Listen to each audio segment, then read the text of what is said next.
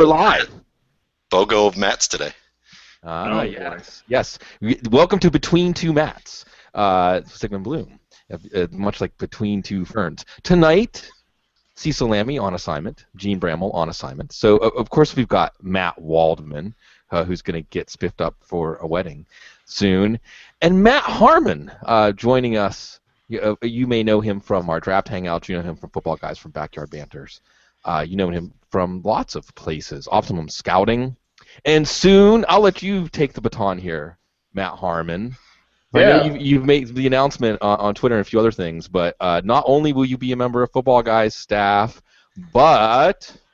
Yeah, I'll be starting early July. I'll be starting with NFL.com as an official fantasy football writer and editor. So I finally we were talking a little bit before, I get to make I'll just be a frustrated fantasy writer now. That's all I will be. Yeah, it's really cool. I'll be moving out to Los Angeles and everything, and I'm pretty psyched. I feel really good about it. It's cool. So yeah, I get to do this. I get to spin this stuff around all the time now. So the Eagles fan said out of mom's basement, even though I'm not in mom's basement. I'll finally get out of my mom's basement, as some Bleeding Green Nation reader called this, which is actually my own apartment. I am an adult, in quotations. Right. I play one on TV. Are they going to give you one of those Twitter avatars with a little shield? Oh, I really hope so, because you know me. I actually before I came on air, I was having an arrogant bastard ale, and nice. So I tweeted a picture of that. And I said it's very fitting. So it is. It's a good one. Yeah, and so if they give me a nice avatar like that, I'll throw that around all over the place. Yeah. I think it's a Bukowski quote. I can't remember who it said. It's like if you're being an a-hole, I'll try to make it Joe safe. Sorry, Joe. Then it's better for you to say it yourself than to let someone else say it. So I always practice that. But no, folks, seriously, it's awesome that we will have a Football Guys staff member embedded in NFL.com, our sleeper cell. Exactly. It's very, very cool. And, the sleeper cell of the football world, Matt Waldman. How you doing tonight, Matt? I'm doing pretty good. I got in a fight with this big old tree named Leland, and he tried to put a spike through my shin. So I've been putting ice through my shin on Bike my riding? shin. No, just actually, I have some trees at the back of a hill, and I decided to step in the direction and try to plant the wooden stake into my shin, and so I ended up with about a softball-sized lump on my shin for a couple of days. But just sleeping with ice and my leg propped up has been pretty good. I haven't been able to, I was going to ask Dr. Gene if he could, do a diagnosis, but he's gone. So I'm just going to have to tough it out, I guess. Yeah, you might be questionable for next week. So no Dr. Gene tonight, although honestly I don't believe there have been any big developments on the medical front in the NFL. Let's go ahead and start with, we had Junior Gillette with the pec. We'll be here. Maybe Ha'oli Kikaha. Maybe we'll see some more Kikaha. Matt Waldman. I'm gonna have to say Mr. Harmon and Mr. Waldman. But let's jump in. I guess because he's been in the news, the Underwear Bandit making now quote things, casting aspersions at DeMarco Murray and the Cowboys, addressing that. I guess just a general question, because I'm seeing now the ADP's going up. I did a Roto World magazine mock on Monday night. He went at the 4-5 turn. I think his trailing ADP, a really cool thing if you're doing MFL 10s, that you can look at ADP within a smaller time frame. So the trailing ADP, that is ADP since May 15th for Joseph Randall and MFL 10s, he's going to cost you 7th rounder. When I say those prices, Mr. Harmon, how does that strike you? I don't really like Randall at that price. Probably this whole Cowboys backfield, to be honest with you, unless someone really slips. Now you were talking about MFL 10s. I was in one the other day, and I managed to pluck McFadden in like the 12th or 13th round, and that I like a lot better than taking Randall in the 7th or the 6th round. Now, I think Randall is an okay little player, and obviously, like it's the role that we all wanted to see a running back emerge into, and I kind of like that he's the younger guy and he's going to get the first crack at it. That makes some sense to me. But at that price, I'm really not paying. Like, I don't think he is a stud or anything, and I don't necessarily know that I'm on board with saying they can throw anybody back there and it'll just be it'll just be bananas for that running game. Unicorns and rainbows, yeah. Yeah, exactly. No, so I'm probably not going to pay that price, especially because, like I said, I've seen him go in the 6th in a few of these MFL 10s and like you said, the 7th. That's probably too rich for me. No, so I'm backing away at that, and I would rather just take the later guy because I think everybody's going to take a couple swings at that pinata. Yeah, and I've seen even Pat Thorman bringing up Lance Dunbar, and there was just a good write-up by Clarence Hill of the Fort Worth Star-Telegram about Lance Dunbar, maybe as a kind of a Danny Woodhead type role. They've got Sinjin Days. Is that Charlie? Hey, Charlie! Yeah, he's made his presence felt. Well, no, I was on the Rummy and Ray podcast a couple weeks ago, and we talked about Dallas running backs, and he started chiming in. So this is actually very similar. So Zook was a defensive line, like a sack master, and Charlie, maybe he's a workhorse. He's a running back committee breaker. He wants to break through that ice. Yeah. Well, that's good, and it's great to have an animal presence. Again, we have to say, Zook never too far from our hearts. What about the Dallas backfield, though? Mr. Waldman, are the early adopters of Randall going to look smart here? We've seen some pretty crazy hysteria over the years. I'm remembering a time when Chris Perry was going like, what, 3rd round? Remember that year that he just had a good preseason and he was the Cincinnati guy and people were ponying up a 3rd round pick? That was still close. What's that? Tatum Bell, exactly. So now it's Joseph Randall, but hey, sometimes these work out. Is this going to be one in hindsight that we'll say 6th, 7th round was a bargain? I think 6th, 7th round is a decent gamble for the guy. I mean, I honestly look at this whole dynamic, and it just seems to me like you're putting a coin in the slot machine right now. No one really knows. Every week a beat writer is touting somebody else. Every week we're hearing about who the Cowboys are not interested in, but somehow they got linked together because somebody's throwing that up on the wall to see if it sticks, or like in the case of John Owning and other folks talking about the repeated inquiries into Lamar Miller during the offseason. What that tells me is stay tuned. If you're going to draft, to me, you're probably going to draft Joseph Randall. If you're going to draft him, yeah, sure, pick him in the 6th, 7th round. Talent-wise, I agree with Matt. He's not an extraordinary back. I wasn't very high on him prior to to him coming out of school at Oklahoma State. I thought he was more of a committee guy at best.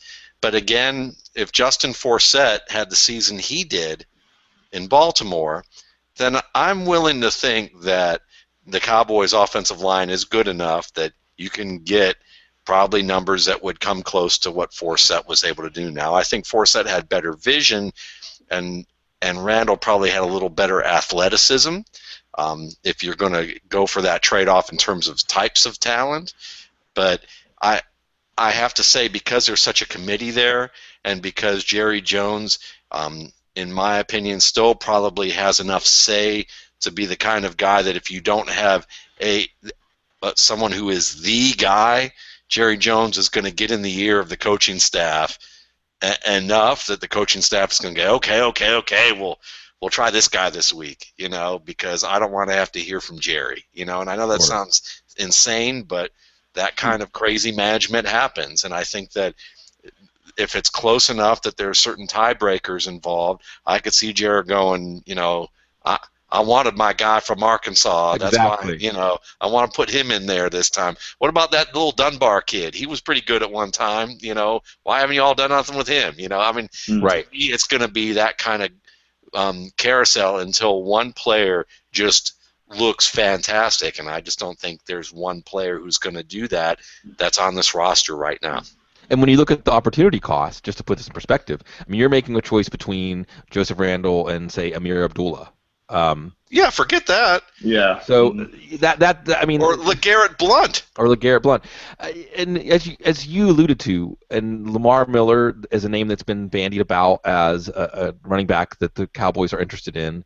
Not the first name that's been bandied about. I know that rational coaching, rational team management often steers us into a ditch relying on it, but doesn't it just seem like the rational move here is a camp cut, a minor trade for a 5th or 6th round pick, even bringing in somebody who they could be waiting to see what the prognosis is going to be, who's out there right now in free agency, I don't know, no Sean Moreno or something. Yeah. It just Pierre feels Thomas. like we haven't heard Pierre Thomas. We haven't heard the last of this Dallas running back situation, and it feels like investing in it as if this is going to be the depth chart going into the season could burn us. And Just St. John, wait one thing. Yeah. Wait one thing. Imagine what happens when Darren McFadden sprains his foot or sprains something for the 8th time, and Joseph Randle goes down. Dallas will be in an all-out panic for a running back. It's just going to take even 2 minor injuries probably, that if they're like multi-week. Yeah. They're there right now. I mean, Yeah. Ryan Williams is resting his knee, and McFadden's already banged up. They're there already. So they just – it's hard for me to feel like they'll be comfortable knowing that it's Randall or bust. And there is St. John Days, who does fit into the backfield in the sense that he's a little different than any other back that they have. But absolutely, again, so a guy like, I mean, even somebody like Steven Jackson, I would probably be more willing, or Chris Johnson, who was lobbying to get in that backfield, I would be more comfortable with, from the Cowboys' point of view, with another one of those guys on the roster, and you don't keep a specialist, or you go one leaner at another position, because as you said, Matt, they have to be thinking about this now with so few running backs able to even practice. How can they go into the season? Yes, their offensive line is something they can leverage with mediocre talent, but you have to have somebody to leverage it. Steven Jackson would be really interesting. It sure be nice. It's so good that Greg Hardy does not have a video accompanying his transgressions. Right. Oh, no. Yeah. He's apparently looking pretty good in practices. We'll see. I want to talk about the New Orleans offense in general, and there's a lot of different directions that we can go with this. First, if you don't know Matt Harmon's work, folks out there, you will know it soon enough, and you should know it from Perception, where you do a very regimented breakdown of success rates, routes, and production of wide receivers. Now you've put Brandon Cooks under the microscope. Brandon Cooks at his current price, Matt, late third, fourth round pick. At the very least, on the surface, it looks like this guy going to catch 120 passes. I mean, what else are they going to do? Do you see, from what you saw last year, with the assumption that Cooks will play a larger role this year, do you think he'll be ready for it and turn it into production? Here's the thing about Cooks, like in the early part of and I think this is pretty well documented, that in the early part of the season they had him in that disgusting little gadget role, which, by the way, I just can't stand. I'm so over that player in the NFL. Like just get him the ball in space, and he really wasn't very good at that at all. Is that a tool thing? It's a gadget, yeah. Yeah. Oh, okay. I see. There you go. Yeah, exactly. You're very handy over there, Mr. Walton. There we go. But yeah. So Cooks really wasn't good in that role. He wasn't very effective. He averaged under 10 yards a catch. He didn't break many tackles. You talk about reception perception. His first contact drop percentage is really high. He just wasn't. That wasn't a good fit for him. It was odd that such a good offensive organization seemed to just get caught up in the whole, well, we need another Darren Sproles, and this is the closest thing we have, so let's just stick him in that sort of idea. And it wasn't really effective. And he caught a lot of passes, which is where I think people get this idea that he has a really safe reception floor.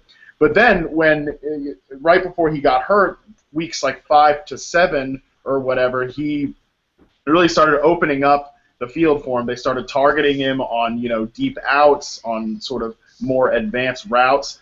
So the question is, what player is he going to be for them in 2015? Or whatever year this is. I just lost track of that.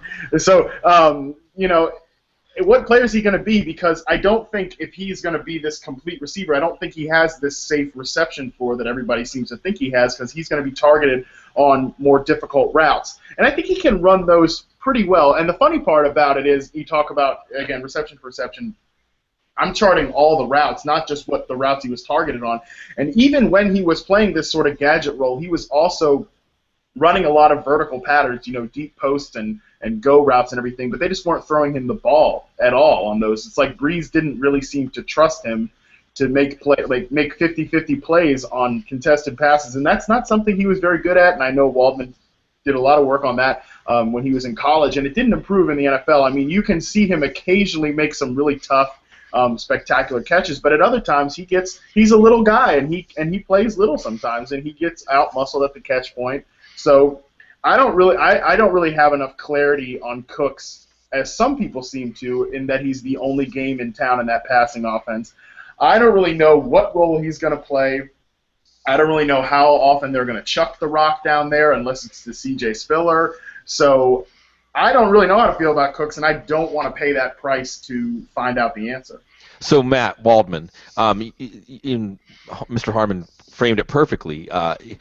Bring up the possibility that, hey, maybe Cooks isn't the only game in town. He brought up Spiller. Who's the smart bet then? If it's not Cooks, who's the smart bet? Or is there an alternative here to say maybe the smart bet is to just stay away from this offense because of all the uncertainty? It's a crazy situation because, I mean, really, you could call Brandon Cooks, his nickname might be 50-50 because when you look at him, yeah, he was probably had the most mixed results of catches versus contact that I saw of the receivers in that 2014 class. He made some really fine plays, as Matt said, and then sometimes you're just like, he looks like a shrimp facing physical coverage that he could not handle. He did not. Anyone comparing him to Steve Smith, it just got me kind of angry as a Steve Smith fan because it was just like, yeah, how can you? Again, it's just like, I don't know. It's like comparing a lizard to Godzilla. You just can't really do that. So it's, he may look like a lizard, he might crawl like a lizard, but he doesn't breathe fire like Godzilla. And I think that that's really what happens with Brandon Cooks right now. At the same stage, I saw enough from Cooks last year that I'm willing to give him the benefit of the doubt this year because, again, your first year, your first season in the league, your early games, yeah, you're going to drop some passes. Yeah, you're going to have some mistakes. He also made some tough plays that I was pleasantly surprised to see over the middle on some dig routes against Atlanta. Getting a chance to see some of those that were fairly impressive. So I think there's hope. I think he's still always going to be a guy that's going to drop some untimely balls. I think that, but I do think that he will get better. And to me, when a player has that 50-50 shot, but he shows that good technique, he's able to come down with some of the tough catches, that tells me that it's kind of like Terrell Owens. Terrell Owens dropped his share of tough passes, but he also caught his share. And if you give him a high volume and you believe in the guy for a high volume, then he's likely to produce. To me, they got rid of probably their best receiver on the team, in my opinion, which was Kenny Stills. Or at least, and I think that they're going to pay for that fairly dearly. I also wonder if the Saints are one of these teams that is overthinking it because they've gotten close a number of times or not quite close enough to say that that Sean Payton is, his seat may be getting a little warm and now it's time to maybe overreact a little bit and let's go to more of a run game. Let's get rid of Jimmy Graham. Let's get rid of Kenny Stills. We've got these guys that we can do something with in Josh Hill. I don't know, Josh Hill's a 246-pound guy. He might be able to run fast and jump high, but he's not nearly as physical as Jimmy Graham was. So I still have questions about him being more than a 600 to 700 yard receiving guy. And that leaves you C.J. Spiller, who's I love the idea of C.J. Spiller, but I've always loved the idea of him. I've just never really loved that practical application of him. So if there's a player in this offense that I would take the shot on, because Spiller I believe he's a mid-round guy right now. Fourth, fifth rounder. Yeah, early fifth, or late fourth, around there. Would I take him? I think that he's not a bad guy to consider an investment in. I would still take a shot on Cooks, but these, again, I would be planning my strategy that neither of these guys are my running back one or wide receiver one, sure, or even my wide receiver two. If I could get Brandon Cooks as my wide receiver 3, then I'd be happy. But that would mean my strategy would have to be geared towards getting him that early as my wide receiver 3. And the same thing goes that if I'm taking C.J. Spiller, then I better be taking a whole block of backs at that period of time, where it doesn't really matter what order I picked them in, because I'm getting enough guys that I feel like are going to get opportunities even if their ADP doesn't dictate it. So, and I want to bring up football guys and fan duels. Kyle Wachtel, and Kyle, going back to forensic football, very analytical and true to the numbers when he does his projections, always among the most accurate, both in season long, especially I think in weekly projections. And he's been putting out on his Twitter at Kyle Wachtel, Wachtel, some projections for teams, right? So he puts out his projections for the Saints, and they're pretty reasonable. And you bring up Spiller, and I mean Spiller. I love the idea of C.J. Spiller, and the idea of C.J. Spiller in this context is exciting.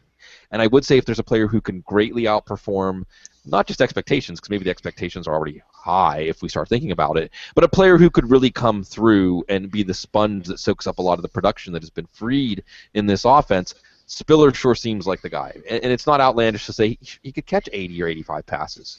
Sproles did with better surrounding cast. It's not outlandish to say Spiller could break 4, 5, 6 long touchdowns if he can stay healthy. Oh, that's the if. So anyway, Kyle Wachtel's projections include 56 receptions for 450 yards and about 3 touchdowns for Spiller. Okay, Ingram only has 19 for 115 in receptions. Cooks 85 receptions for 996 and 7 receiving touchdowns. Reasonable. Colston 64 for 917 and 6.5 passing touchdowns. Josh Hill 54 for 648 and 7 touchdowns. This all sounds reasonable, right? Here's the thing.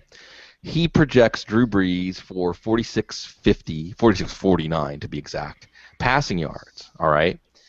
If you do the math really quick of the numbers I just spit out on Colston and Hill and Cooks and Spiller and Ingram, that still leaves like 1,500 passing yards for who? For Nick Toon and Ben Watson and Shontavious Jones? So now this circles back around where, okay, Drew Brees has been falling for drafts. Is this not kind of, Matt Waldman first, is this not kind of prima facie evidence that if you just try to project this offense, unless you project somebody to vastly outperform what we expect, Drew Brees isn't going to be, not even not an elite fantasy quarterback, maybe not necessarily a quarterback one with all these guys coming on like Tannehill and Bridgewater. How's he going to scratch out the numbers he usually puts up? Well, it's a good question, and I would say this: sometimes what we miss in the mundanity of players who are on the bench is that you could look at Jones, Coleman, the Morgan brothers, all of these guys that the Saints seem to hold on to, who every year the beat writers are like, yes, this guy is going to be great, and they end up getting you somewhere between 150 and 300 yards. And then you still have Kyrie Robinson hanging out back there, that they're going to give him some carries and touches. Be available, Cowboys. Yeah, there you go. Or, little old Tim at the Hightower might get back into action. I don't know. I doubt that. But, Cowboys might want to watch him too. But the thing is if you add Kyrie Robinson in there and give him, 150 yards, and you give another 4 to 5 players 150 yards there, you probably have another 750 there. Yeah, but that gets you to 4,000 then. So then you're looking at another 750 yards that you have to play with over, probably the 4 players that we just talked about, or 5 players that we just talked about. So Josh Hill's going to be a 1,000-yard tight end, which is very difficult to do. Or Marcus Colston's going to return to 12 or 1,300 yards. Yeah. Or Brandon Somebody Cooks is going to overperform probably by 200 to 300 yards. Or someone's going to, or 2 or 3 players could perform by 200 to 300 yards, or one guy's going to have a massive season, like you said. So I agree that notion is there, or you just say Drew Brees isn't going to be that good anymore. But I think people are overreacting to that because, again, Drew Brees had, 4,900 yards last year? He was still like one of the top 5 quarterbacks last year? Right, last year. Yeah, last year. So people are saying, oh, he's fallen off. Oh, we've had some issues here and there with what we saw. Yeah, that might be the case, but I I look at this, and there's still Ben Watson. I mean, Ben Watson, maybe if he's going to be on the field a little bit more, yeah, he's not a great player, but he's enough that probably could get enough yardage that, be 100 or 150 yards over what people expect. So I'm not betting on one guy to be that. I would have to, I'm going to be doing my projections probably within the next month and look at this. So probably call me back later on that one. Sure. No, and I just think the reason I found it so interesting was that it illustrates of how doing projections makes you honest. Okay, you think, I mean, like you said, Breeze, if you're projecting Breeze for 4,600 passing yards, you're projecting him for a 10% drop-off from last year. So you're already saying, hey, I'm being honest here, he's going to drop off. But even if you do 4,600, somebody's going to come in way above expectations. Or two, as you said, probably two players are going to have to come in way above expectations for that to work out. So it just forces you to be honest. But a 4,000-yard passer is mundane, speaking of mundanity. That's mundane in the NFL now. But is 25 points way above expectation to you, like 25 fantasy points? Well, let me put it this way: if Josh Hill has 1,000 receiving yards, or if Marcus Colston has 1,300 receiving yards, or for that matter, even Brandon Cooks has 1,300 receiving yards, that's well above expectations. I mean, if Brandon Cooks is a 1,300-yard receiver, then you take him in the fourth round every time. That would for him, and that would also for Colston. For Josh Hill, he would need about 40 points more than what I think the average person is projecting. So you're looking at 400 yards more. But that's the difference. I mean, 40 points, 2.5 points a game is basically the span between like the number 4 tight end and the number 15 tight end. Yeah. I mean, we're getting. I just think it's really interesting to look at the Saints offense from the 30,000-foot view and say, where is it going to come from? I don't think it's going to come from Nick Toon. I don't know if it's going to come from Coleman or Sean Tavis-Jones. It could really be that it's going to be a totally different character of offense. If there is one player that I would put a chip on to just blow our expectations out of the water, it would be Spiller, but there's always that if. Now, I want to go back to, I like the way, Mr. Waldman, that you were offended by Brandon Cooks being compared to Steve Smith. There's another receiver that maybe, at least in some aspects of his game, not a true comparison, but has looked more like Steve Smith than Brandon Cooks has. And this is a receiver, I like this because Matt Harmon, Mr.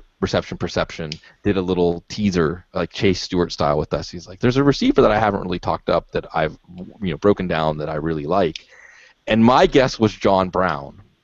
And it ended up that Mr. Harmon was thinking of Dante Moncrief, and then what did you do? You went and watched John Brown, and you're like, I think I might need to change my answer. What did you discover whenever you took a closer look at John Brown?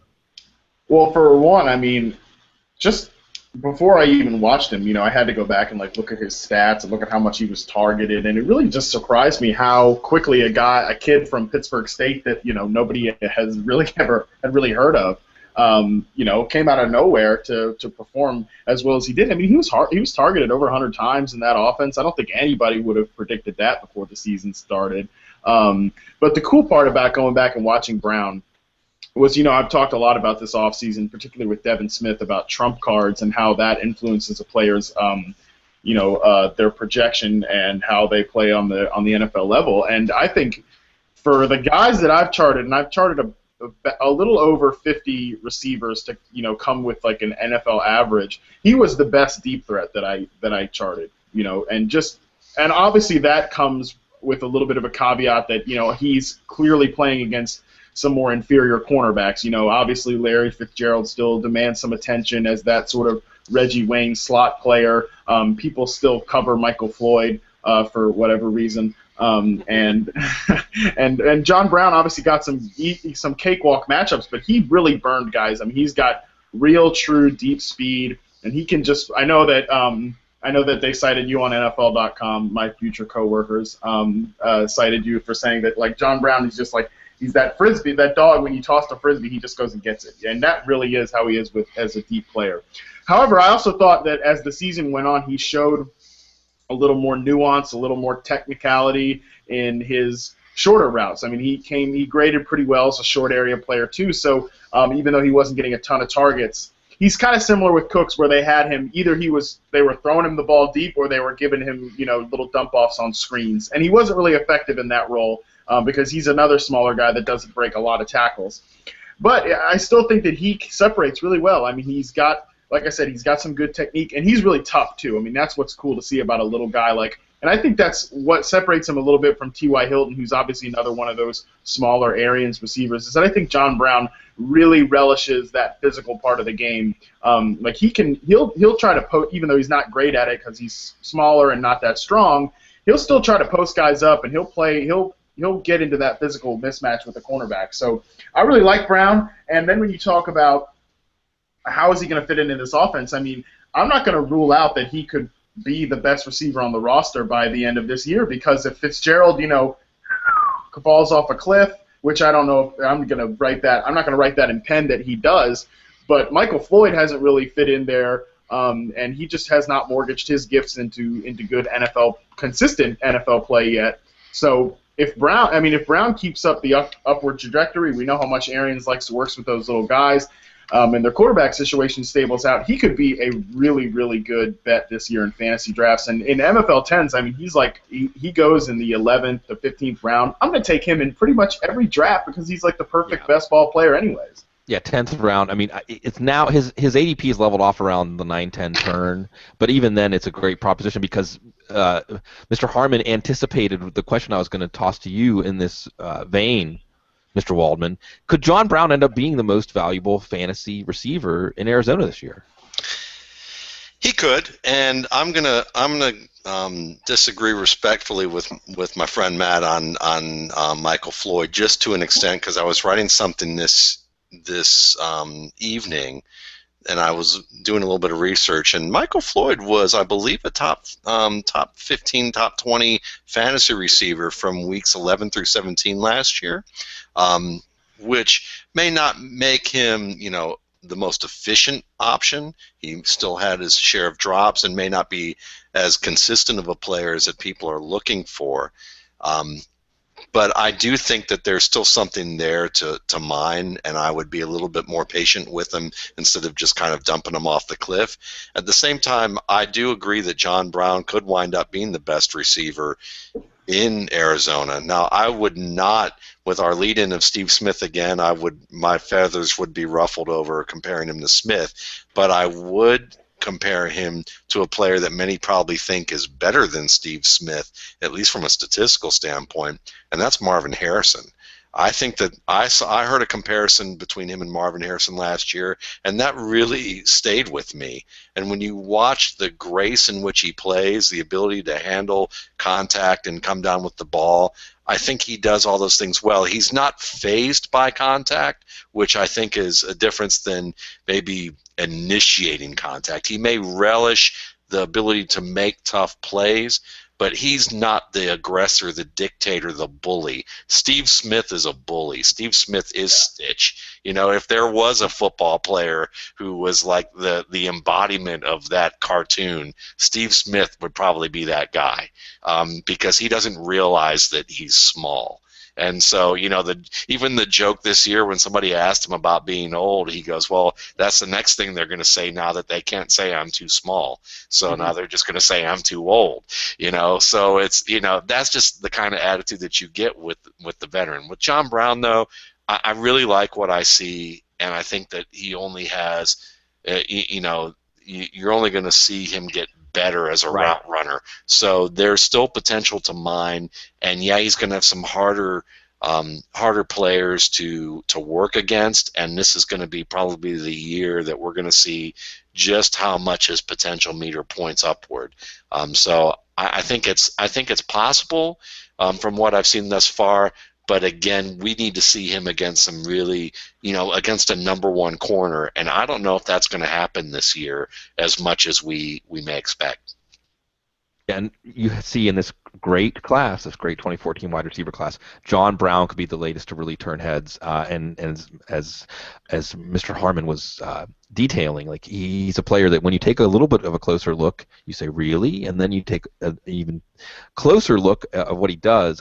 There was the play he made, I think it was when Drew Stanton was the quarterback, to win the game on a deep ball. That was just, it's as much of a professional play by a receiver on a deep ball as you're going to see all season, and in a big spot. So they've got a good one, and I agree with you, Waldman, on Michael Floyd that we've moved on collectively way too quickly from Michael Floyd. In fact, if you would have said going into last year, who has the skill set, who's in the offense, who has the quarterback, at least for now, to start to knock on the door of that Dez Bryant, Julio Jones, A.J. Green kind of level of production, Michael Floyd would have been that guy. I mean, he has that game when it's in focus. I think he got banged up. There was a game last year when he got banged up. Yeah, pretty bad. And then he kept playing through whatever it was, but he seemed to lose his nerve for a little bit. There's like a 3 or 4 game stretch where he lost his nerve, and it started to come back, and he did have that big game, as you pointed out, Matt Waldman, the big game at the end of the season against San Francisco where he looked like that guy again.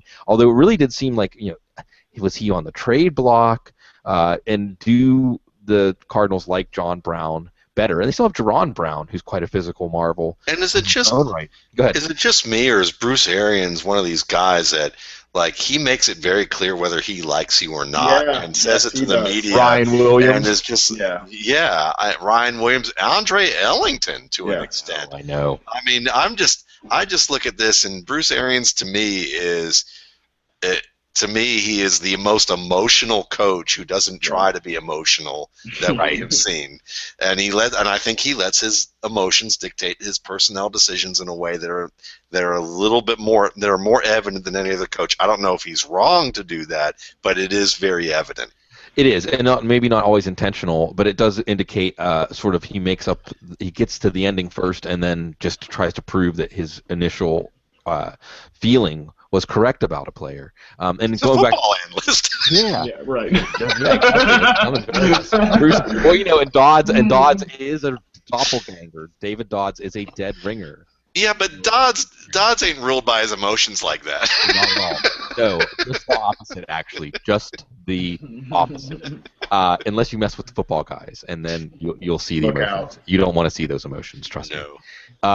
No, it's interesting. And you mentioned Ellington really quickly. I've come back around full circle on Ellington in that I was really excited about him at this time last year. I was really excited him for the draft.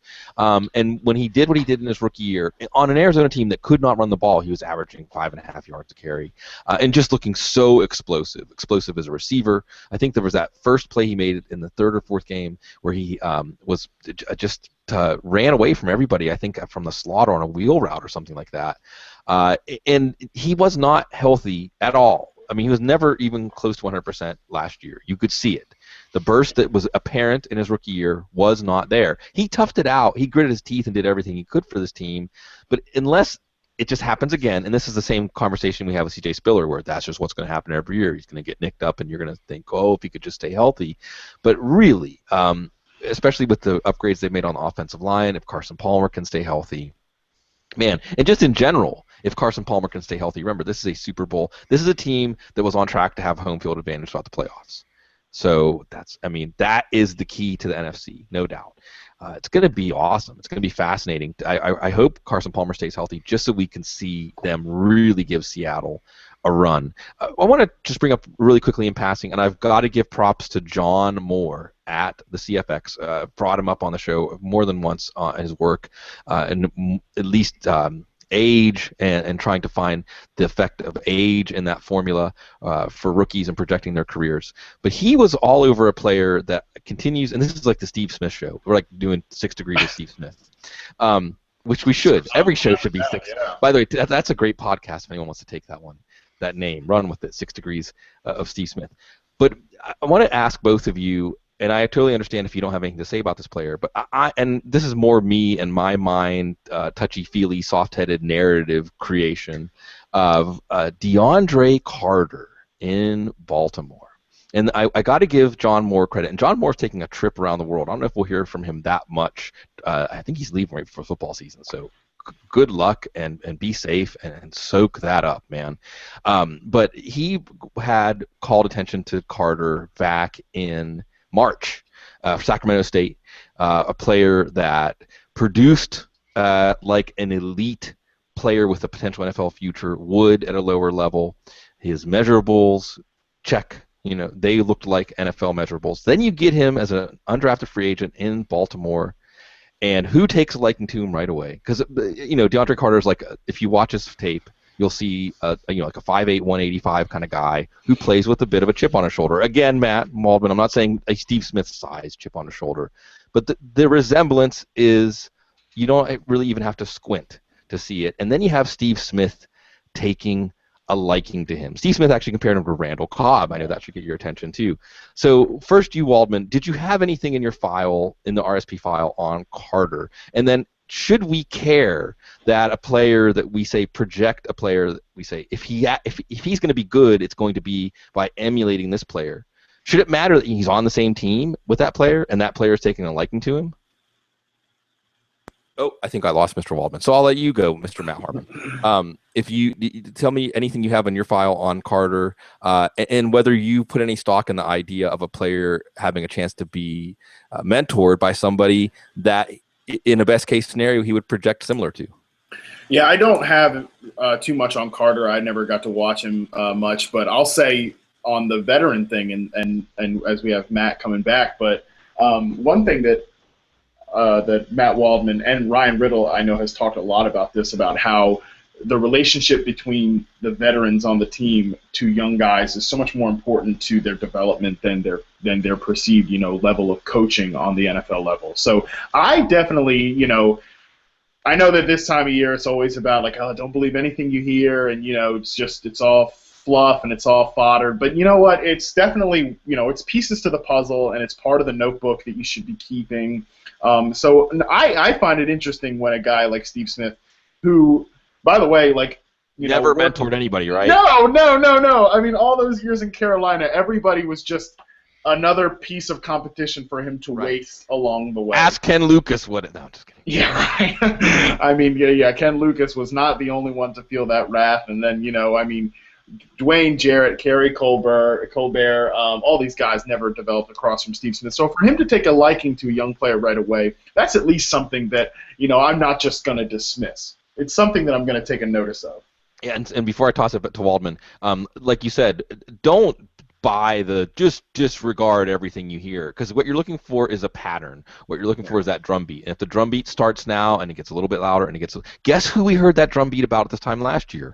John Brown. As soon as John Brown showed up in Arizona in OTAs, all the beat writers and people on the team were like, whoa, get a load of this guy. So it means something whenever it's not just one account, it's multiple accounts from people inside and outside of the team, and then it continues. So Waldman, I had said, again, is it significant at all in your mind that Smith and Carter, there seems to be some chemistry there as far as a mentor-mentee relationship? And also, I'll just add in too, Baltimore is one of the best places in the league right now for wide receiver opportunity. Yeah, I think the first way to handle this question is to talk about the pros and cons of whether that rings true. The pro of that possibly ringing true is as what Matt Harmon just brought up, which is Steve Smith didn't mentor anybody in Carolina, and it was just kind of every man for himself.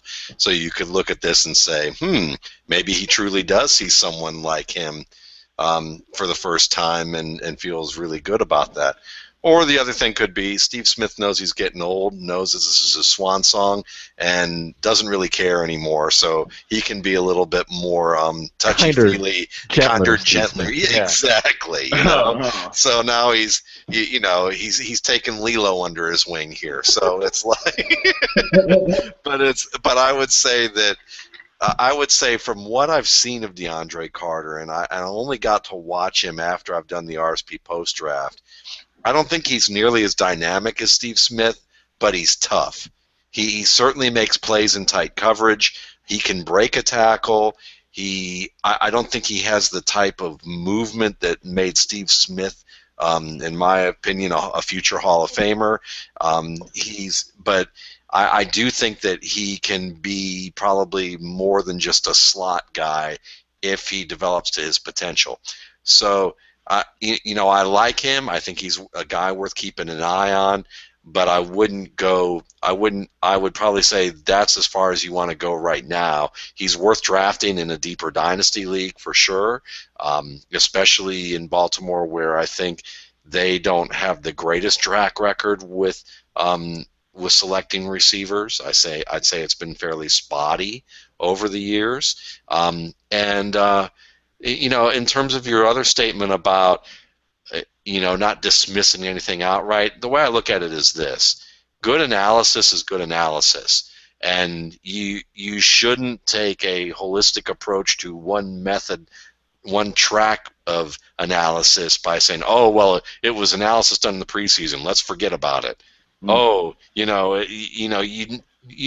really, you should just get better at figuring out what good analysis is, and part of doing that isn't dismissing anything out of hand. It's just the same approach as if you were a writer or a reader and looking at writing and saying, well, they broke a rule of grammar, therefore they're not a good writer, even though every every great literary writer has known how to break the rules to make it make sense. And to actually turn it into high art in some level. And I'd say that good analysis sometimes breaks a little bit of the rules of convention, or may go against what somebody wants to paint in a broad stroke. Now, this can be our Christmas segment. We have to take a little trip to the North Pole. Matt, you know where I'm going with this, Mr. Waldman. Santa Claus, you better not. This actually would take on a very dark turn if I said you better not pout, you better not cry about your Santa Claus. Adrian Peter, I know it's going to be hard to get a straight face now. I really didn't mean for that to go in that dark direction. That was It's totally perfect though. It's satire. It's got its at its I best. know. Watch out. Watch out. But Santa Claus is coming to town. Santa Claus is back with the Vikings. And the question is just this simple, Matt Waldman. How high would you take him right now? How high would you take him? Top 5, top 3, or maybe I'm being too aggressive. First round. Where's Adrian Peterson on your board now that we know he's going to play for the Vikings this year? Top 3. Are you kidding? I'm sitting here writing about Teddy Bridgewater this year and thinking Teddy Bridgewater was the number 11 fantasy quarterback for the final 7 weeks of the season. Matt Khalil was playing on 2 bad knees, as Matt Batante detailed in his article. The offensive line, Batante rated at the end of 2014 as the 25th best offensive line in football. And Teddy Bridgewater still had a better completion percentage than all but I think 3 quarterbacks during that stretch. He also had a higher yards per attempt than all but I think 5 quarterbacks during that span. So he wasn't some check down king playing it too safe behind a great offensive line with a strong running game. He had Matt Asiata averaging less than 4 yards per carry. And Asiata was, a top 25, I think, fantasy runner at that point. But if you look at his receivers compared to the other players that I just mentioned, I think it was like Drew Brees, Ryan Tannehill, and Tony Romo. Those guys had, there were at least 5 or 6 wide receivers in the top 20 producing among that collection. They at least 3 of them had a top 20 running back. 2 of them were top 15 running backs, and they actually had tight ends worth their salt while Kyle Rudolph was still nursing his injuries. Basically, Teddy Bridgewater had bupkis to deal with, unless you count Charles Johnson, who was fresh off of being cut by his second team in 2 years. The Browns. Yeah, the Browns. Kyle Shanahan is probably adding a tattoo on his behind for the loss of that, because he was lamenting him, next to his tattoo of Mother, and then his other tattoo of Chris Sims. Right. Or, he's probably got one of Charles Johnson now. Beautiful. So when you think about this collection of what you could best say is misfits and overachievers, Teddy Bridgewater was frickin' unbelievable as a rookie, and he did not have a game-changing player on his offense. He was the game-changing player. Now you're going to have Adrian Peterson, who can make an offensive line that's, made out of, press board, make it look like it's the strongest oak that you've ever seen, and he's going to be opening up passing lanes just from the fact that safeties are going to be scared to death of playing too far off the line of scrimmage against him. So I look at this and think this is going to be a much more balanced team, and then you throw in Mike Wallace, who was a pretty darn good receiver last year in Miami. You're going to put him into the mix, and if I look at this and think Adrian Peterson, and Adrian Peterson didn't get to play all last year, and he was healthy, and I would imagine that This is the type of guy that you don't want to see play angry. I don't think, I Race know car in the that red.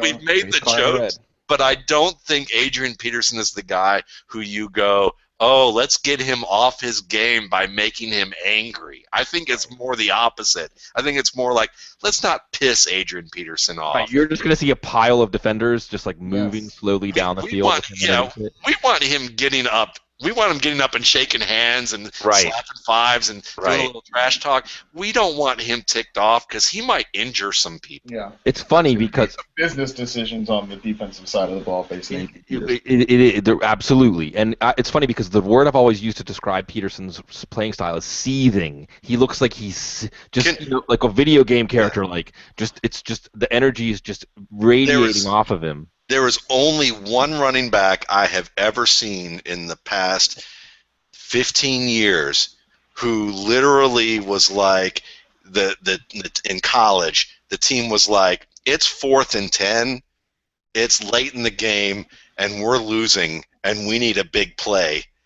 And they gave it to their running back. And he broke 3 tackles. It was against Tulsa, I think. It was either Tulsa or Texas. And he broke 3 tackles on like a 4th and long and scored and won the game. And it was just like, I've never seen a back in football who literally you would just say, we're down, let's give it to our best weapon, and everyone knows he's going to get it, and he literally does it like that. Right. And he's maybe not Fantasy Santa anymore unless he's like Silent Night, Bloody Night Fantasy Santa.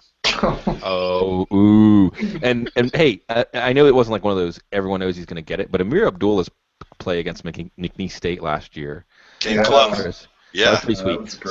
So Mr. Harmon, how high is Peterson on your board? Oh, I'm gonna take him as one of either Le'Veon. But if I have the top pick, I'm either taking Bell or Peterson, probably, or maybe Gronk. But exactly. It's a rough spot to be at the top this year. But now that Peterson's back and he's in the program, I'm ready and willing to roll that dice with him. I mean, I don't really have any concerns. I know that he's older, whatever, but he's fresh and he's ready. Like we said, he's not a guy we want to see play angry, but we're gonna see it this year, and there's this. It's gonna be really fun. Just for the emotional release of watching him play football it's gonna be really good to have him back. Like Walden said, his presence was missed on that offense, and this is a team that I'm really coming around on from a fantasy standpoint, all around, because I do think it all kind of intersects back with Bridgewater. I think those 2 receivers with Johnson and Wallace are both big play speed guys who can make things happen. I'm not sure which one I like more than the other this year. That's what I was going to ask you. I was going to ask you could take one Vikings receiver this year because ADP of Johnson and Wallace is very close. Yeah, I probably have more of Charles Johnson right now. But it's close. I mean, it's a toss-up, and I could really see either one being the more productive one, or they kind of produce similarly because like we talked about with the safeties coming up, playing in the box, those guys are gonna feast deep. And I know that people say, well, Wallace won't make as much hay because Teddy Bridgewater can't throw the deep ball or whatever. He has a weak arm. But I don't buy into that at all. I think we're all Bridgewater fans here. And also, I think that what a lot of people kind of fail to understand sometimes is that the deep game has more to do with timing and anticipation more than it does just throwing the rocket down the field. And I think that will really help Wallace because part of what Tannehill did not capitalize on with Wallace's ability is just being able to understand him and understand his timing of doing things, which is weird and off sometimes. He's kind of more of a backyard player than anything. But I do think that Bridgewater can anticipate things better in the deep game, and he'll be pretty effective. But also Johnson has that similar skill set. The only thing with Johnson is he doesn't play the ball well in traffic, and that could be because he's still recovering from an ACL injury, or he was still recovering last year. And maybe that's why he didn't make it on a few teams. But I think both of these guys can help your fantasy team in the mid-rounds. I'm pretty cool with either one of them being, my low-end wide receiver 2, high-end wide receiver 3, because, like I said, I think this is going to be a good offense. And you brought up, Waldman, Teddy Bridgewater's performance from a fantasy perspective for those last 7 games of the year. And I remember Bridgewater got a little banged up against Atlanta, and of course it was Atlanta. Yeah, he had a good game against Atlanta. Asiata scored 3 touchdowns in that game. It was Atlanta. Missed the Green Bay game, and then he came back, and we felt. And I remember talking about this on the Audible that he looks overwhelmed. He looked a little, hey, he's a rookie growing pains. Well, those 2 games when he looked overwhelmed were against Detroit and Buffalo. So now you look back in the 3 interception game against Detroit and the 2 interception game against Buffalo, which basically, I mean, Buffalo made Aaron Rodgers look bad. That doesn't look so bad. And then from there on out, he beats Tampa, beats Washington, did lose to Chicago. All right. But loses a close one to Green Bay, thumps Carolina, beats the Jets, loses a really tight one where he threw for over 300 yards against Detroit, loses a thriller against Miami, a back and forth 37-35 game. And so you see that starting to come into focus as the year went on from a fantasy standpoint and just from a leading this team to win standpoint. It was coming into focus, and then you add all of these pieces, and you also, I think, you have a good coach in Mike Zimmer that a team will rally around. You have a lot of ascendant talent on the defensive side of the ball. You had Eric Kendricks to that group. You had Trey Waynes to that group. The team basically got 3 first-round picks this year. Rick Spielman, and by the way, let me take a moment out to say this while we're on the Santa Claus conversation. Kudos to Rick Spielman. He played it perfectly. Again, Rick Spielman has the exact correct gambler's mentality as a GM. He is willing to take risks when he feels like he has a bead on a situation. And in this case, the bead on the situation was this. Adrian Peterson is worth a whole hell of a lot to our team. Because it's just like it is in fantasy football. There's good players. There are players who can add something to your team. And then there are players who are head and shoulders above the competition at their position. And if you have 1 or 2 guys like that, you can build your team around that. You can leverage off of those advantages. You can make your game plan around this. Look what Peterson did with Christian Ponder at quarterback. So he knew we're in a championship window right now. We want Adrian Peterson on this team right now. And he never blinked on the trade. He never blinked on this money situation that Paul Charchian detailed 2 weeks ago on the couch, that Ben Dogro was driving that. And notice how Peterson's tone changed at the last end there, that it was about money. Again, that's probably Dogra doing some ventriloquist kind of stuff. Spielman played it perfectly, and he got Adrian Peterson to capitulate. He got Adrian Peterson to capitulate. Adrian Peterson is going to be thanking his lucky stars that he did not listen to his agent long term with this. Now, they may never win a championship, with Peterson still at his best, and maybe he ends up being. But I think that this team, and with what Bridgewater brings to the table, and with the question you asked, Matt, about Johnson and Wallace, the way I look at it is this: you picked Wallace before I could pick him. All right, I'll take Johnson. Oh, you picked Johnson before I could take Wallace. All right, I mean before I could take him, I'll take Wallace. I'm good with either one this year. And look out for Kyle Rudolph. I mean, I know that everyone, I'm not thinking Kyle Rudolph is going to be the next Gronk. I never thought that at all. But top 5, I think he can slip into the top 5 to 7 on with that team. And the thing that people don't remember about Teddy Bridgewater is that he actually was one of the best deep passers statistically down the stretch of the season. And if you look at what he does really well, and this showed up even before he got better as the season went along, as you look at the preseason, he's willing to stand in there and take the shot and then throw the ball downfield and let his receiver win the football. And this is a very rare thing for even NFL quarterbacks. Kurt Warner will tell you that he didn't start doing that until he was in Arizona, because you're taught to take some of the safer plays. It takes a feel for the game as a quarterback at the highest level to really trust your players and know when you do that and when you really shouldn't do that. And it's a very fine line, because Matt Stafford and Jay Cutler get banged on all the time by all the fans. They're whacking moles on all the strong-arm quarterbacks who try and squeeze the ball into a little needle, but when they do it, it's fantastic for that first year. But then when they can't do it because other than it's Calvin Johnson, and they go, oh, it's Calvin Johnson, that's why I did it. Oh, it's Brandon Marshall and Alshon Jeffrey. It's not Jay Cutler and Matt Stafford. But when those guys are missing and they do it, and receivers drop balls left and right, then they're like, oh, it's Stafford and Cutler. They're the problem. Now, granted, both those guys have other problems, and certainly that can certainly be part of the issue here.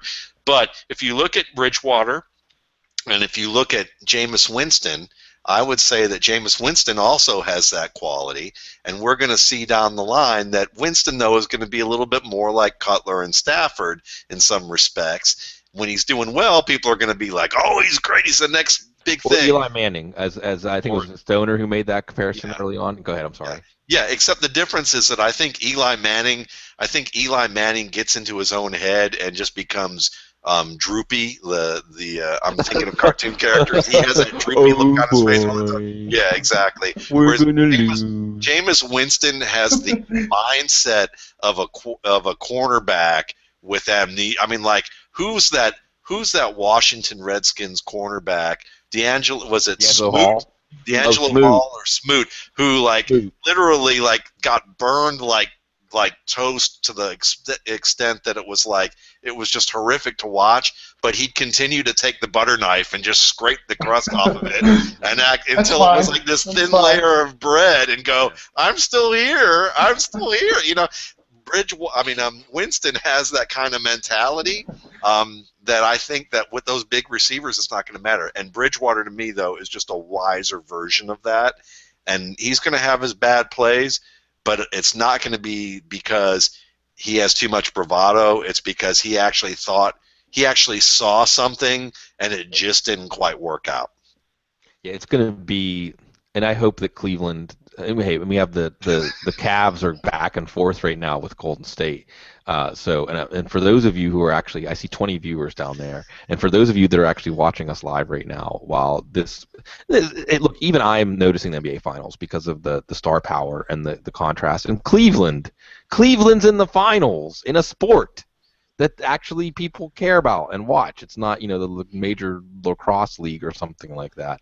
But they're going to rue passing on Teddy Bridgewater. Maybe Johnny Mans. Okay, I'll stop myself before I even. They could have had Bridgewater and Watkins. Beckham. Oh, no. Or Beckham. Or Bridgewater and Beckham. Yeah. That's the master stroke. They trade down. They get the best receiver anyway. They take Bridgewater, and they still would have had the extra first-round pick. And they spent the money for the answer to be Bridgewater. I know. They spent that's the money. the nice part.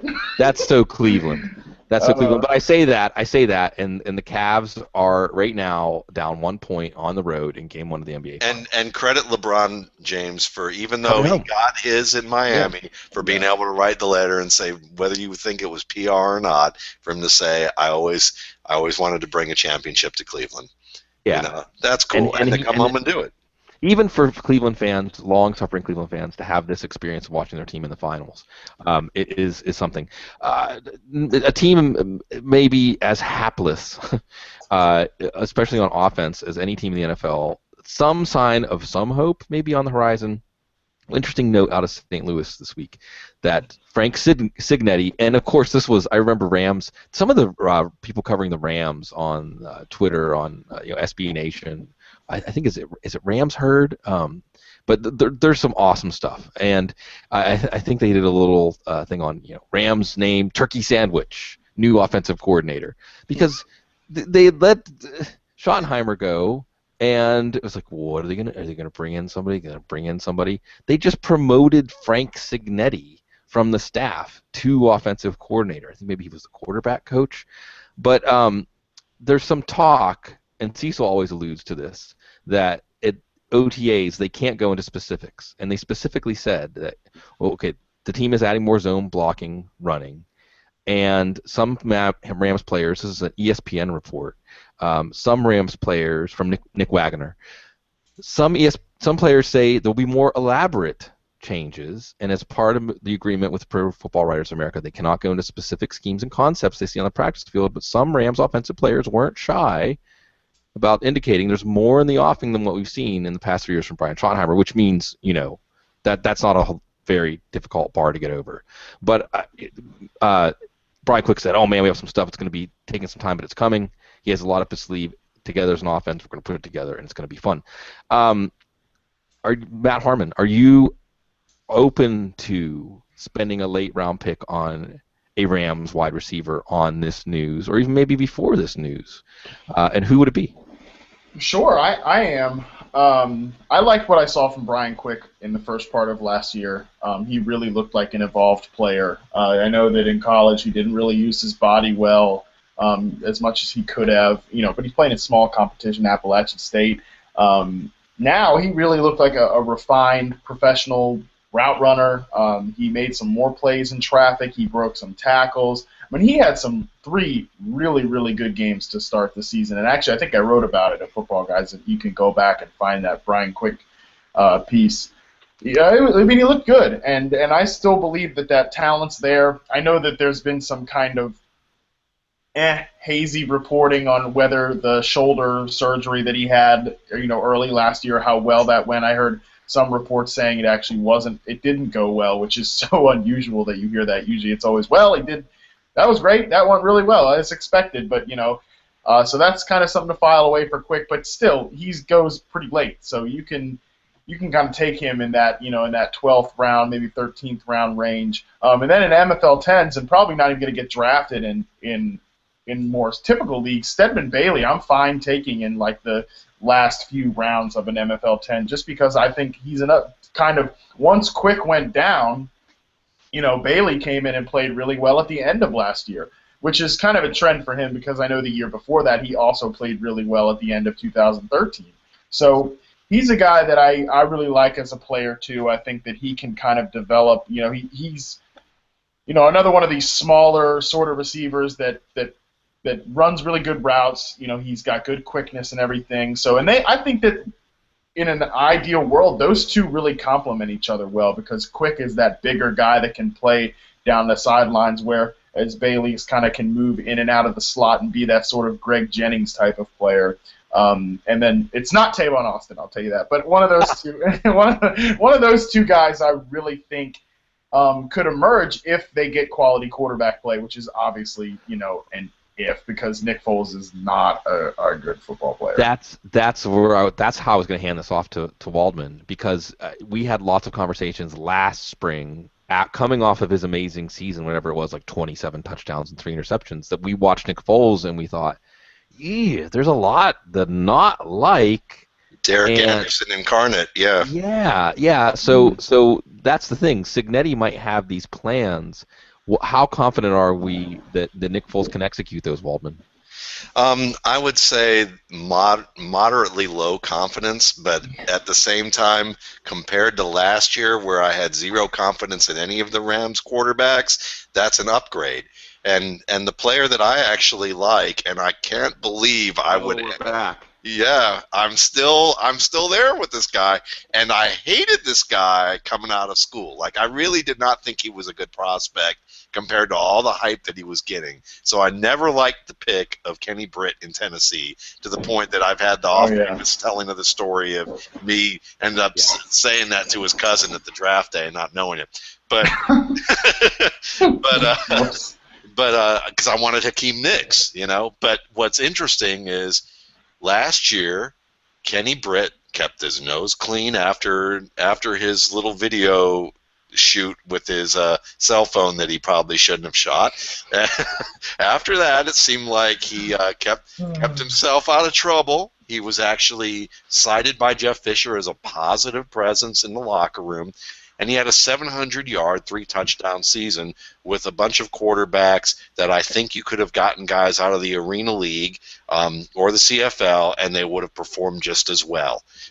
So with that in mind, with the questions that you have with Brian Quick's shoulder, I look at Britt as another guy that with ADP of 184, pick 184 in some instances here, I'll take that. Because I'm looking at him as a possible wide receiver 3, wide receiver 4 as the upside there, and then if Foles actually somehow improves to the point that that he can be a little bit more consistent, Britt to me still has the ability. He's 27 years old. I thought he showed enough physically that I would take a chance on him late as a guy that's easy come, easy go if it doesn't work out. But I still like the potential there for him, and I think that he did enough to put it together that now that maybe his brain is actually locked down as what it means to be a professional, maybe the rest will follow. Yeah, and you point out that did go under the radar last year, that he leveled off as a player. Look, they re-signed him, and they re-signed him to what I think, for all intents and purposes, is a 1-year, $4 million deal. But they re-signed him. They brought him back. They got a load of what he could do, and they brought him back. And as you said, going back to Tennessee, it's funny because I used this to describe Michael Floyd earlier in the show, but Kenny Britt, right before he went down with the ACL, he was there. I mean, he was in the conversation. The way he was playing, he was in the conversation. He looked good. He looked like an incredible player. So very fascinating. And we haven't even brought up the offensive line. The offensive line needs to also hold together for the Rams. But here's the thing: Trey Mason was actually a pretty darn good fantasy back. I think he was a running back 12 during that final stretch of 7 weeks. Well, to be fair, he had a massive game against the Raiders. Yes, that's true. And then otherwise was just kind of pedestrian. That's the whole thing with the St. Louis Rams, like whether it was Zach Stacy or Mason, it was all game script dependent. If the Rams were having a good game, they were going to have a good game. But if the Rams weren't having a good game, they weren't. With Gurley, it may be different. Although I want to say there was a report today that Gurley did not look anywhere close to being ready to practice. No, and the fact that you have Les Snead and Jeff Fisher the day they picked him come up there together in front of all the media in a press conference so that they were both there, say, we are going to be ultra conservative with Todd Gurley this year. That says to me, Trey Mason is maybe a late round pick, around the 7th to 10th round. Might not be a bad pick. If this team can be a little more consistent at quarterback, which will then make the offense a little more consistent, and you might get Zach Stacy-like numbers out of Mason with the occasional bigger game because he is a better athlete.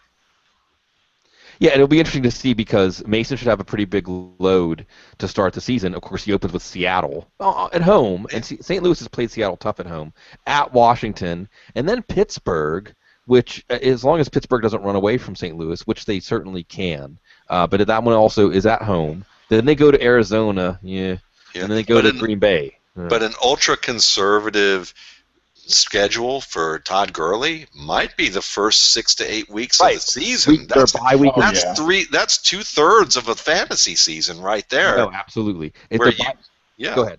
Where you get maybe running back 3 production out of a player who's valued more as a running back 5 or running back 6. So you get starter quality flex production from a player.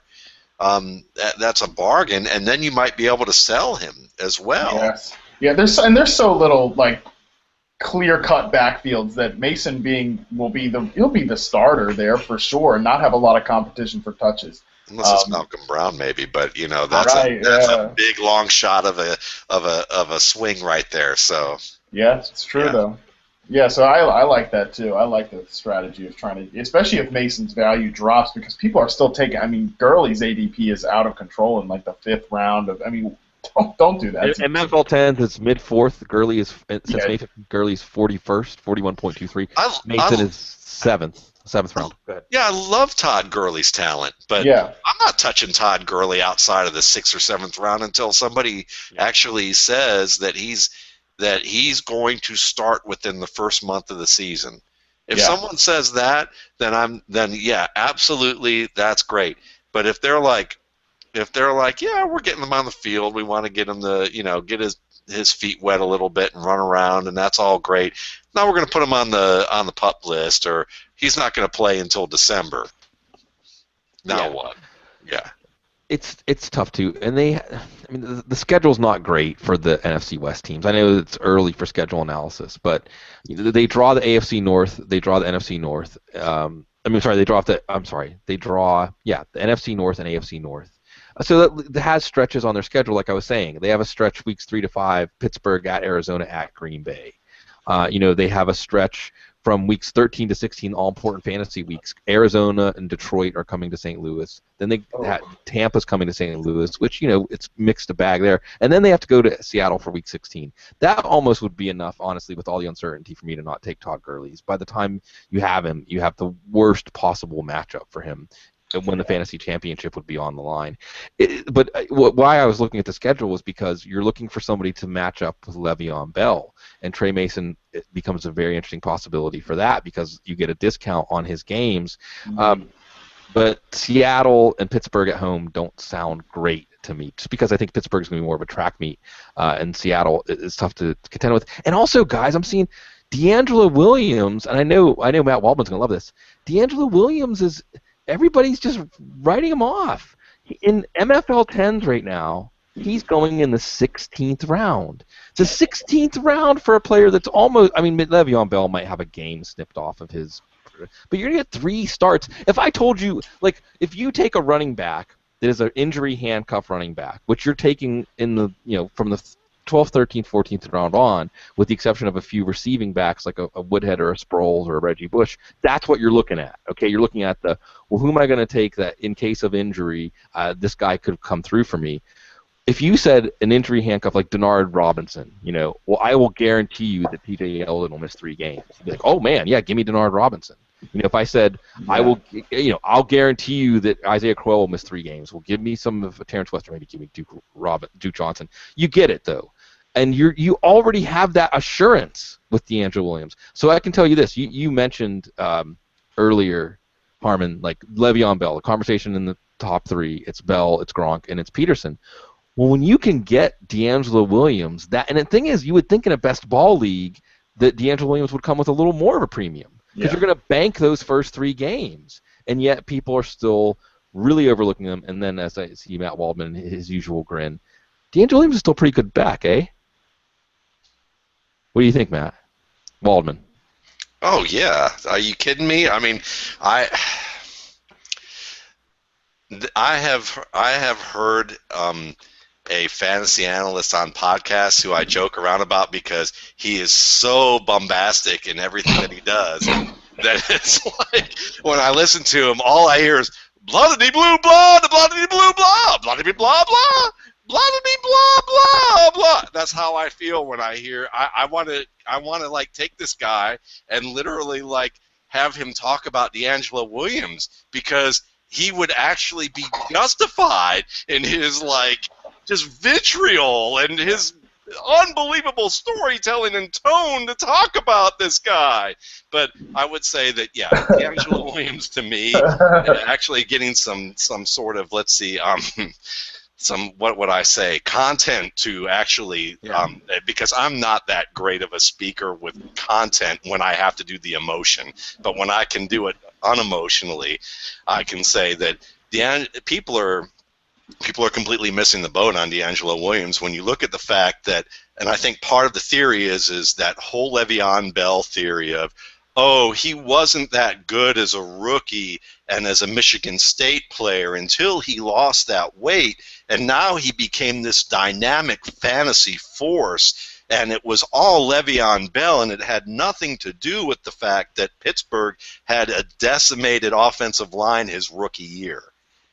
It had nothing to, and to me, I think that's carried over, and they think, well, that Le'Veon Bell was really what made this running game, not Pittsburgh's offensive line, where I think it's the exact opposite, where Pittsburgh's offensive line got healthy, looked a lot better, and Le'Veon Bell, yes, he slimmed down. It probably made him faster on his top end speed, but when you look at his stats, his workout data, all of that, again, you're looking at a guy with Javid Best quickness and a 230-pound body at Michigan State.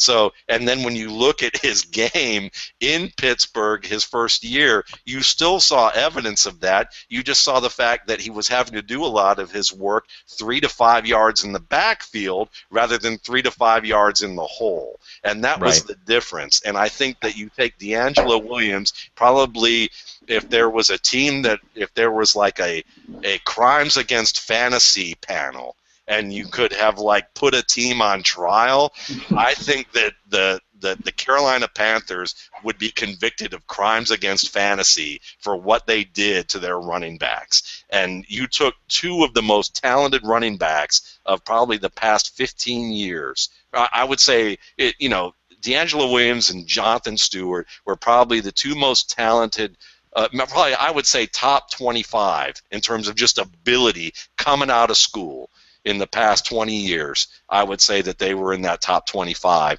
And you saw limited returns. Some of it had to do with injuries. But D'Angelo Williams, I mean, when a guy like John Gruden, who loves to throw the ball, and he had a good eye for running backs. I mean, you look at guys like Charlie Garner that he took kind of off the heap, in Philadelphia and used him a good bit. Napoleon Kaufman was a good player. And then you look at Cadillac Williams. He had some good running backs and had a say in that.